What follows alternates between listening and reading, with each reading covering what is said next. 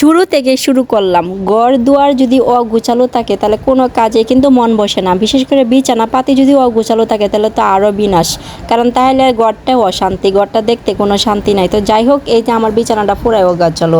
আমি যে পড়াশোনা করছিলাম বই কম্বল মুড়ি দেওয়া এভাবেই পড়ে আছে, তো এগুলাকে ঠিকঠাক করে নেই। এখন দেখেন পুরা লুকটা অসাম, কি সুন্দর, একদম প্লেন, একটুকু ময়লা নাই, একটু কিচ্ছু নাই। এরকম বিছানা দেখলে আমার পুরাই শান্তি, মানে ঘুমও খুব ভালো হয় আর দেখতেও খুব শান্তি। বিছানাপাতি যখন ঝাড়ু দিতে হয় তখন যদি সুন্দর একটা ঝাড়ু না থাকে তাহলে কিন্তু মনটা ভালো লাগে না।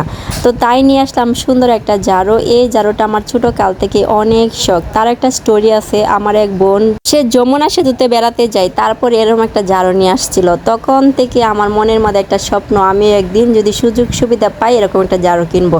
তো অনেক দিন ধরে খুঁজতেছিলাম এরকম একটা ঝাড়ু। আর এটার কি ঝাড়ু সেটা আমার নামটা ঠিক মনে নাই। তো যাই হোক, আজকে হাতের নাগালে পেয়ে গেলাম, আর যখনই পাইলাম তখনই শখের জিনিস কপ করে নিয়ে আসলাম। আর এটা হলো সুতা, হ্যাঁ, একদম সুতার কাজ, সেই সুন্দর। আর বিছানাপাতি কি প্ল্যান হয়ে যায়। যাই হোক, ঘর দুয়ার তো ঠিক করে ফেললাম, এবার চলে যাই রান্না করার জন্য।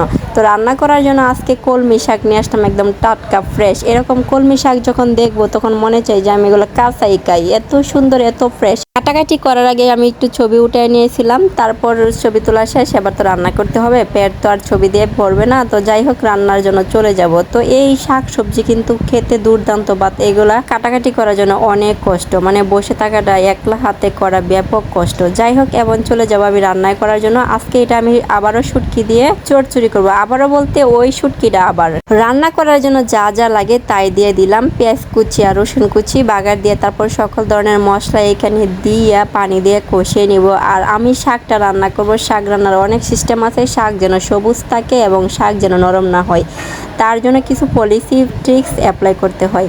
তো এখানে আমি কি করলাম, কুচি করে আলু দিয়ে দিলাম, কারণ চচ্চড়ি করতে গেলে আলুটা দিতেই হয় মাস্ট। আলু ছাড়া চচ্চড়ি মজা লাগে না। আলু দিয়ে মশলার সাথে কষিয়ে নিলাম। কষানোটা খুবই সুন্দর করে নিছি, একটু ঝোল ঝোল রাখছি, কারণ এই ঝোলের ভিতরে আমার শাকটা সিদ্ধ হবে। খুব বেশি পানি নাই। আর শাক কিন্তু অনেক আগে থেকে ধুয়ে একটা চালনির মধ্যে রেখে দিলাম। শাকের গায়ের যে পানিটা সেটা কিন্তু চালনি দিয়ে পড়ে গেছে। এবার একটু ডেকে দিব, ডেকে দেওয়ার পরে শাকটা একটু কমে আসবে।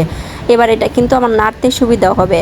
আর কলমি শাক কিন্তু এমনিতেই নরম, খুব বেশি পানি লাগে না, একদম সফট। আর যেহেতু এটা ফ্রেশ, মানে নগদ নিয়ে আসছে, তো এটা রান্না করতে আরও কম সময় লাগবে, খুব বেশি পানি লাগবে না।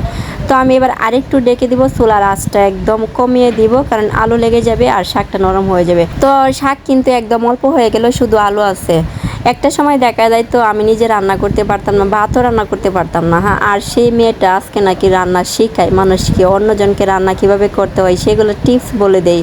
এক সময় কোনো কিছু পারতাম না, হলুদ বেশি হয়ে যেত, লবণ হয়ে যেত, মানে 2 চামচ মরিচ দিলে 2 চামচই হলুদ দিতাম, এরকম রান্না করতাম। আর আলহামদুলিল্লাহ, এরকম কোনো কাজ নাই যে পারি না, বা এমন কোনো রান্না নাই যে পারি না।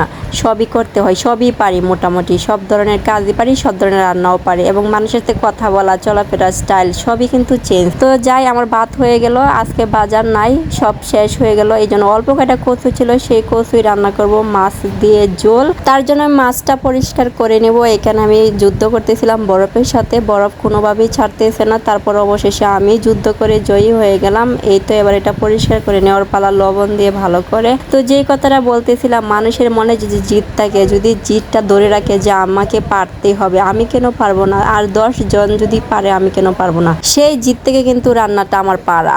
যাই হোক, যখন কাউকে খাওয়াই, সে যদি খাওয়ানোর পরে রিভিউ দেও না, অনেক মজা হয়ে যায়, তৃপ্তি সহকারে খাইছি, তাহলে আলহামদুলিল্লাহ নিজেই অনেকটা প্রাউড ফিল করি যে আমি পারি, আমার দ্বারা সম্ভব, এটা আমার দ্বারা হয়েছে, এই কাজটা আমার। বাট প্রশংসা করছে আরেকজন, তার মানে আমাকে দ্বারা আরও অনেক কিছু সম্ভব।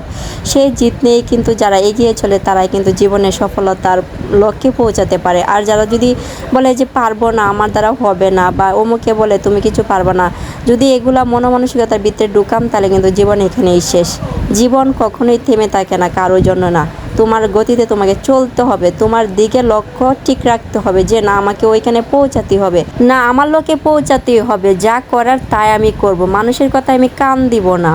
তাহলে কিন্তু শেষ। তো অনেক কথাই বলে ফেললাম একটা সঙ্গ নিয়ে হেরে, যদি ভুল হয়ে থাকে অবশ্যই ক্ষমা সুন্দর দৃষ্টিতে দেখবেন। তো বাজার নিয়ে আসলো, সেই বাজারগুলাও এখন একটু যেটা যেখানে রাখার ওইখানেই রেখে দিলাম, কারণ এখানে যেহেতু সংকট। আর আজকের বাজারে আনছিল সে পেঁয়াজ, রসুন, শুকনা মরিচের গুঁড়া, লতি, বেগুন আর হচ্ছে পেঁপে, কাঁচামরিচ, এগুলাই সে নিয়ে টুনাটুনির সংসার আপনাদের কাছে কেমন লাগে জানাতে কমেন্ট করে একদমই বলবেন না। আর যদি ভালো লাগে অবশ্যই লাইক কমেন্ট শেয়ার করে দিবেন, আপনার আশেপাশে বন্ধু আত্মীয় স্বজন সবাইকে দেখার সুযোগ করে দিবেন। আর অবশ্যই চ্যানেলটা সাবস্ক্রাইব করে পাশেই থাকবেন। আল্লাহ হাফেজ।